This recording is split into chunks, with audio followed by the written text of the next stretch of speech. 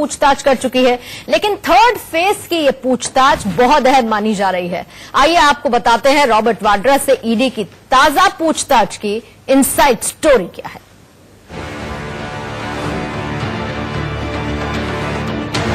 ये तीसरा मौका था जब रॉबर्ट वाड्रा ईडी के दफ्तर में अपनी इनोवा कार से दाखिल हुए थे, लेकिन पूछताछ का ये सिलसिला अभी जल्द खत्म होगा ऐसा लगता नहीं है, क्योंकि इस बार भी ईडी के 3 उच्च अधिकारियों ने वाड्रा से घंटों सवाल किए।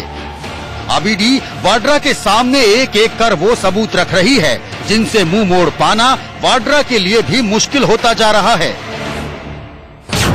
ईडी की इस पूछताछ का मकसद रॉबर्ट वाड्रा और आर्म डीलर संजय भंडारी के बीच संबंध स्थापित करना है।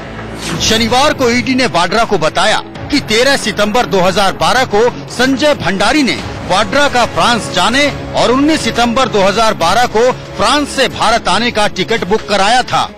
इस खुलासे से वाड्रा के माथे पर शिकन आ गई थी, लेकिन वाड्रा ने जवाब दिया कि उन्हें इसकी जानकारी नहीं है। दरअसल इस सारी कवायद के जरिए ईडी ये साबित करना चाहती है कि लंदन की वो प्रॉपर्टी रॉबर्ट वाड्रा की ही है जिसे संजय भंडारी ने दलाली के पैसों के बदले वाड्रा के नाम किया है। तीसरी पूछताछ में ईडी ने अपनी जांच का दायरा भी बढ़ा दिया है। अब ईडी रॉबर्ट वाड्रा की तमाम संपत्तियों के बारे में जानकारी हासिल कर रही है। ईडी ने वाड्रा से कई ऐसे सवाल किए जिसने वाड्रा को असहज कर डाला।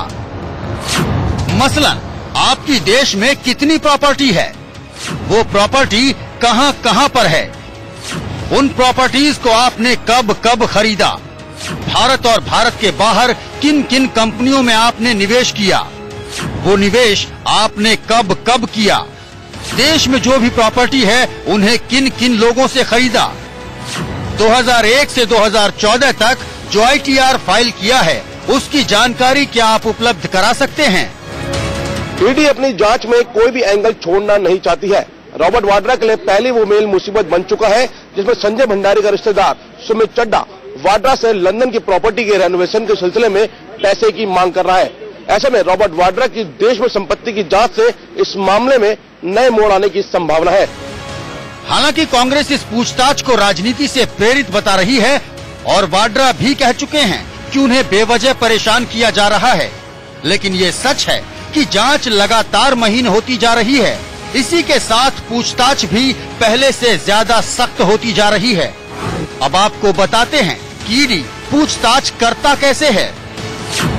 ईडी अफसर पूछताछ के दौरान सवालों की फेहरिस्त लेकर बैठे होते हैं। हर सवाल व्यक्ति को बताया जाता है।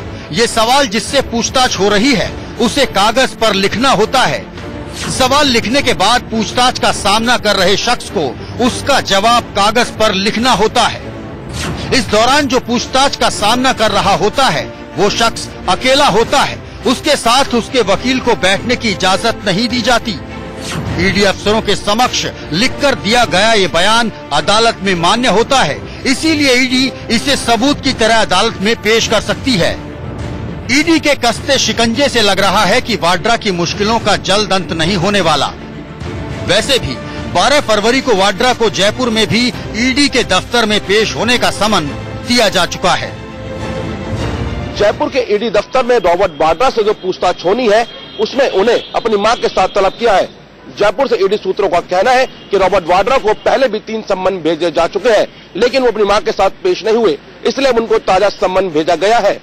जाहिर है ईडी का रॉबर्ट पर लगातार शिकंजा कसता जा रहा है। Bureau report, India news. और इस वक्त की एक बड़ी खबर आपको बता दें, किशनगंज के नादिया से टीएमसी विधायक की हत्या होने की खबर मिल रही है। ये किशनगंज का नादिया इलाका बताया जा रहा है जहां पर एक टीएमसी के तृणमूल कांग्रेस के विधायक की हत्या कर दी गई है। सरस्वती पूजा हो रही थी और उसी दौरान बदमाशों ने टीएमसी के एमएलए सत्यजीत विश्वास को अपना निशाना बनाया। खबर यह है कि पुलिस वहां पर पहुंची। इलाके में इस वक्त तनाव की जानकारी मिल रही है और घटनास्थल से हथियार भी पुलिस ने बरामद किए हैं। बदमाश यहां पर पहुंचे थे और निशाना बनाया टीएमसी विधायक को। श्रेया चटर्जी इस पर और ज्यादा डिटेल्स दे रही है। श्रेया, आपके पास क्या जानकारी? जी हाँ, जैसा कि सुनने में मिल रहा है कि जो टीएमसी के एमएलए है नदिया डिस्ट्रिक्ट के किशनगंज में, उनकी हत्या हो गई है। तो वो एक सरस्वती पूजा जो उधर थे, उधर इनॉग्रेशन के लिए गए थे। इनका नाम है सत्यजीत बिस्वास और इनकी हत्या कर दी गई और हत्यारे उधर से भाग निकले लोग उसको देखने से पहले। तो ये अभी हम लोग को जानकारी मिल रही है नदिया डिस्ट्रिक्ट से। ये भी कुछ खबर है श्रेया कि वहां से हथियार भी बरामद किए हैं पुलिस ने। ये वही हथियार हैं जो एमएलए की हत्या में इस्तेमाल किए गए? जी हाँ, बिल्कुल हथियार बरामद हो गई है। जैसा कि पुलिस कह रहे हैं कि उधर जो भी जिसने भी वो बंदूक से गोली चलाई वो बरामद हो गई है। ये हमें सुनने का मिला है। श्रेया, ये भी खबर है कि इस वक्त इलाके में तनाव है। अभी आपके पास क्या डिटेल है इसे लेकर और पुलिस स्टेटमेंट क्या है इस पर? पुलिस ने फिलहाल स्टेटमेंट ऐसी कोई इशू नहीं की है, क्योंकि घटनास्थल से वो जो मिला है उसके बारे में पुलिस की कंफर्मेशन है। लेकिन इसके अलावा आप जैसा बता रहे कि अभी जगह में थोड़ा तनाव का माहौल है। बहुत बहुत शुक्रिया आपका श्रेया जानकारी के लिए। तो ये विधायक बताए जा रहे हैं सत्यजीत बिस्वास, जिनकी हत्या की खबर सामने आई, बदमाश वहां से फरार हो गए हैं। बहरहाल आगे बढ़ते हैं। रॉबर्ट वाड्रा पे एक रिपोर्ट हमने आपको शुरुआत में दिखाई थी। 9 घंटे तक आज पूछताछ हुई, जिसके बाद अब जो अगली तारीख है वो 11 फरवरी की है, यानी कि रॉबर्ट वाड्रा से फिर से 11 फरवरी को पूछताछ होगी। अब आपको आसान से शब्दों में हम ये समझा देते हैं कि आखिर रॉबर्ट वाड्रा से जुड़ा विवाद क्या है और क्यों ईडी लगातार रॉबर्ट वाड्रा से पूछताछ कर रही है। यहां पर यह भी आपको बताना जरूरी है कि रॉबर्ट वाड्रा के खिलाफ ईडी ने कोई एफआईआर दर्ज नहीं कर रखी है और उनसे जो भी पूछताछ हो रही है वो संजय भंडारी वाले मनी लॉन्ड्रिंग केस में हो रही है। ये वो चौकड़ी है जिससे मनी लॉन्ड्रिंग के इस केस के सारे तार जुड़े हुए हैं और इसीलिए ईडी रॉबर्ट वाड्रा को पूछताछ के जरिए लगातार रगड़ रही है। ईडी ने तीसरी बार भी वाड्रा से घंटों लंबी पूछताछ की। यह पूछताछ आखिरी हो ऐसा भी नहीं कहा जा सकता, क्योंकि ईडी की जांच ने जो नया रुख लिया है उससे लगता है कि पूछताछ का सिलसिला लंबा चलेगा। जी हाँ, आप चिंता मत कीजिए, देश को लूटने वालों को मोदी डरा के रहेगा, डरा के रहेगा। देश ने मुझे इसी काम के लिए बिठाया है, देश ने मुझे इसी काम के लिए बिठाया है। जिन्होंने देश को लूटा है, जिन्होंने देश को तबाह किया है, उनको डरना ही होगा, उनको डरना ही होगा। मोदी कहते हैं कि जिन्होंने धांधली की है उन्हें वो डरा कर रहेंगे और इधर ईडी है कि उसकी पूछताछ खत्म ही नहीं हो रही। दरअसल मामला है ही कुछ ऐसा कि इसमें रॉबर्ट वाड्रा से जल्दी पूछताछ खत्म नहीं होने वाली। अब आपको आसान भाषा में समझाते हैं कि आखिर ये मामला है क्या। पहले एक एक कर इस मामले के किरदारों से मिल लीजिए। ये है संजय भंडारी, हथियारों का अंतर्राष्ट्रीय व्यापारी और दलाल। इस गोरख धंधे में आया अगला नाम है सुमित चड्ढा। सुमित संजय भंडारी का रिश्तेदार है। ईडी के मुताबिक इस खेल की अगली कड़ी है मनोज अरोड़ा। मनोज अरोड़ा वाड्रा का करीबी है और वाड्रा की कंपनी का कर्मचारी भी है। और इस मामले का चौथा सबसे अहम नाम है रॉबर्ट वाड्रा। कहानी शुरू होती है साल 2010 से, जब हथियारों के दलाल संजय भंडारी ने लंदन में करीब 18 करोड़ रुपए की कीमत का एक आलीशान बंगला खरीदा। अब इस कहानी में एंट्री आती है सुमित चड्ढा नाम के शख्स की। सुमित चड्ढा संजय भंडारी का रिश्तेदार है जो लंदन में रहता है। भंडारी ने चड्ढा को नए बंगले के रेनोवेशन की जिम्मेदारी का काम सौंपा। इस काम में करीब 65 लाख रुपए खर्च किए गए। रेनोवेशन के दौरान सुमित चड्ढा ने रॉबर्ट वाड्रा को एक ईमेल लिखकर उन 65 लाख रुपयों की मांग की जो रेनोवेशन पर खर्च किए जाने थे। ये ईमेल संजय भंडारी को भी सीसी किया गया था और ये ईमेल संजय भंडारी की जांच के दौरान ईडी के हाथ लग गया। सुमित चड्ढा के ईमेल के जवाब में रॉबर्ट वाड्रा ने मेल लिखा और कहा कि उन्हें नहीं पता था कि सुमित तक बंगले के रेनोवेशन के लिए पैसा नहीं पहुंचा है। वो कल ही इस मामले को देखेंगे और मनोज अरोड़ा जल्द ही पैसे पहुंचा देगा। ये ईमेल भी ईडी के पास है। रेनोवेशन के बाद ये बंगला दुबई के एक व्यापारी सीसी थम्पी को बेच दिया गया, जो स्काईलाइट FZE नाम की कंपनी का मालिक है। अब असल खेल ये है कि संजय भंडारी ने लंदन वाला बंगला सीसी थम्पी को उसी लागत पर बेच दिया जिस पर वो बंगला 2010 में खरीदा गया था। लंदन की प्रॉपर्टी सबसे पहले सिंटेक कंपनी के नाम की गई।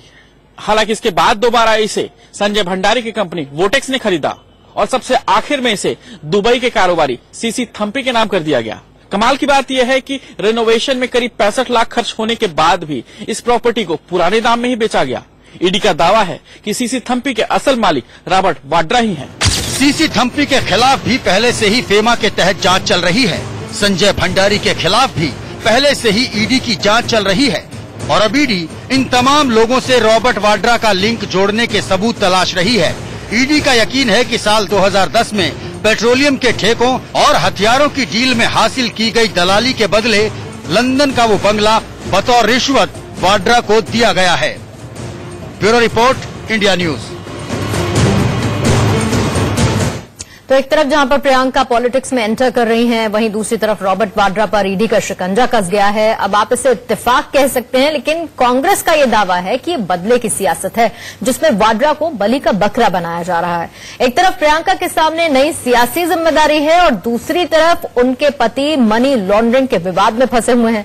दरअसल प्रियंका और रॉबर्ट वाड्रा की कहानी काफी हद तक फिरोज गांधी और इंदिरा गांधी की कहानी से मिलती जुलती है। बच गया डंका है प्रियंका नहीं आती है, इंदिरा गांधी है। गोरखपुर में लगे ये पोस्टर लगाए तो गए हैं प्रियंका गांधी के यशगान के लिए, लेकिन इसके एक और मायने भी हैं। जी हां, प्रियंका गांधी की शख्सियत में इंदिरा गांधी की सिर्फ झलक ही नहीं है, बल्कि दोनों की जिंदगियों में कई समानताएं भी हैं। ऐसी समानताएं जिन्हें विडंबना भी कहा जा सकता है और विधि का विधान भी। इंदिरा गांधी का काफी कुछ अक्स प्रियंका में दिखाई देता है। चलने का तरीका, हेयर स्टाइल और बात करने में जो गर्मजोशी रहती है वो इंदिरा गांधी की होती है।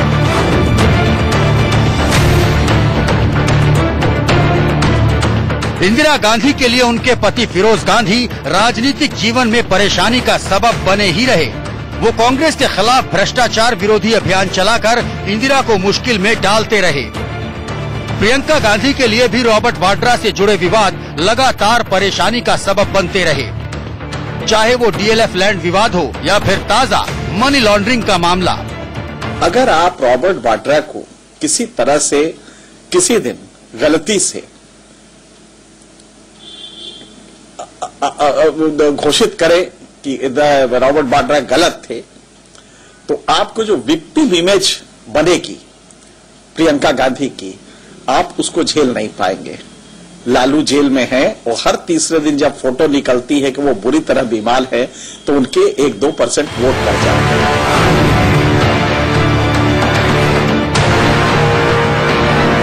इंदिरा गांधी 13 साल की उम्र में फिरोज से मिली थी। फिरोज गांधी ने उन्हें प्रपोज भी किया था, लेकिन इंदिरा ने मना कर दिया था। फिर दोनों में पढ़ाई के दौरान प्यार हुआ और दोनों ने शादी कर ली। इस शादी से नेहरू कभी खुश नहीं थे। प्रेम के मामले में प्रियंका की जिंदगी भी इंदिरा जैसी ही रही। रॉबर्ट वाड्रा के साथ उन्हें भी 16 साल की उम्र में पढ़ाई के दौरान ही प्यार हो गया था। दोनों ने शादी भी जल्द ही कर ली थी और इस शादी से भी सोनिया गांधी खुश नहीं थी।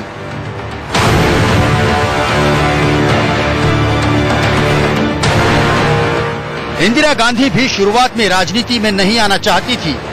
उन्होंने नेहरू से कहा था कि वो चकाचौंध से दूर तनाव मुक्त जिंदगी चाहती हैं। वो शादी करना, बच्चों को पालना चाहती हैं और ऐसा घर चाहती हैं जिसमें पति हो, संगीत हो, दोस्त और किताबें हों, लेकिन संयोग से उन्हें राजनीति में आना ही पड़ा। इंदिरा गांधी का कोई उम्मीद नहीं था किसी को कि वो आएंगी। बच्चों को पालना चाहती है और ऐसा घर चाहती हैं जिसमें पति हो, संगीत हो, दोस्त और किताबें हों, लेकिन संयोग से उन्हें राजनीति में आना ही पड़ा। इंदिरा गांधी का कोई उम्मीद नहीं था किसी को कि वो आएंगी। आपको याद होगा वो गूंगी गुड़िया कहलाती थी जब वो आई थी। उनको कोई एक्सपीरियंस नहीं था, वो भी पॉलिटिकल फैमिली से थी। उन्होंने भी फ्रीडम स्ट्रगल देखा बहुत क्लोज क्वार्टर से। उनके फादर, ग्रैंडफादर, सारा फैमिली इन्वॉल्व था पॉलिटिक्स में। फिर भी वो अपने आप को दूर रखती थी, पर जब वो आई तो वो एक अंडरडॉग की तरह आई थी। लगता था कि ये कुछ कर नहीं पाएंगी। सिंडिकेट था उस टाइम पे और इतने बड़े बड़े नेता थे जो फ्रीडम स्ट्रगल से निकल के आए थे, फिर भी उन्होंने अपनी जगह बनाई। फिर बाद में उनको कहा जाता था only man in Indira Gandhi cabinet is Indira Gandhi herself. Priyanka के साथ भी कुछ ऐसा ही हुआ। वो भी राजनीति में नहीं आना चाहती थी। उन्होंने शादी की और इंदिरा की ही तरह उन्हें भी 2 बच्चे हुए। वो अपने परिवार के साथ राजनीति से अलग जिंदगी गुजारना चाहती थी, लेकिन वक्त उन्हें इस मोड़ पर ले आया जहां आखिरकार उन्हें सक्रिय राजनीति में आना पड़ा। प्रियंका गांधी राहुल गांधी नहीं, प्रियंका गांधी की इमेज बिल्कुल डिफरेंट है और ये माना जाता है कि ये हमें लीड कर सकती है। ये आम धारणा है प्रियंका को लेके। एक अच्छा सोबर चेहरा है, जब एक्सप्रेस करती हैं तो हिंदी अच्छी बोल लेती हैं और कहीं भी जर्क नहीं होता है।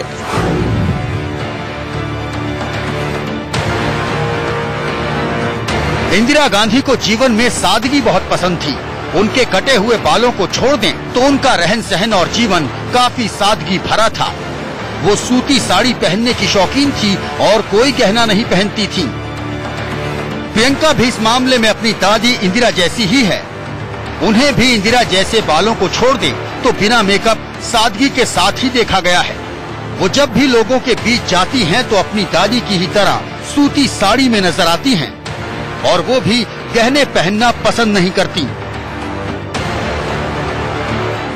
तो ये जो उनका महिला होना है, ये उनका एडवांटेज है जो कि इंदिरा गांधी से निसर्ग होता है। और मुझे लगता है कि काफी कुछ इंदिरा गांधी का अक्स प्रियंका गांधी है। ये भी सच है कि इंदिरा एक मजबूत व्यक्तित्व वाली महिला थी और सारी जिंदगी उन्होंने अपने विरोधियों का डटकर सामना किया। हालांकि प्रियंका ने अपनी राजनीतिक पारी अभी हाल ही में शुरू की है, लेकिन राजनीतिक विरोधियों को वो अमेठी और रायबरेली की रैलियों में तल्ख जवाब देती आई हैं। तो मेरे मन में ये बात आती है कि आपने तो प्रधानमंत्री बनने की आस रखी हुई है, आस बनाई है, लगाई हुई है, तो इस बचपने में क्यों पढ़ते हैं? उस पद की गरिमा को पहचानिए। आपने देखा जो स्टेप्स वो लेती हैं, जब वो चुनाव में गई थी रायबरेली और उसके तो उसमें जो स्टेप्स ले रही हैं वो स्ट्राइड वही है जो इंदिरा गांधी का होता था। प्रियंका में कांग्रेस के कार्यकर्ताओं को इंदिरा की ही झलक दिखाई देती है। प्रियंका लाओ कांग्रेस बचाओ का नारा बताता है कि कार्यकर्ताओं को उनसे किस कदर उम्मीदें हैं। लेकिन रॉबर्ट वाड्रा से जुड़े विवाद कहीं न कहीं प्रियंका की राजनीतिक पारी में भी वैसे ही स्पीड ब्रेकर का काम करेंगे, जैसे कि फिरोज के वैचारिक विरोध से इंदिरा को मुश्किलों का सामना करना पड़ा था। Bureau report, India news. और अब राजनीति की खबर से रुख करते हैं खेल की खबर का। हमारे स्पोर्ट्स एडिटर राजीव मिश्रा आपको बता रहे हैं खेल जगत में क्या है खास।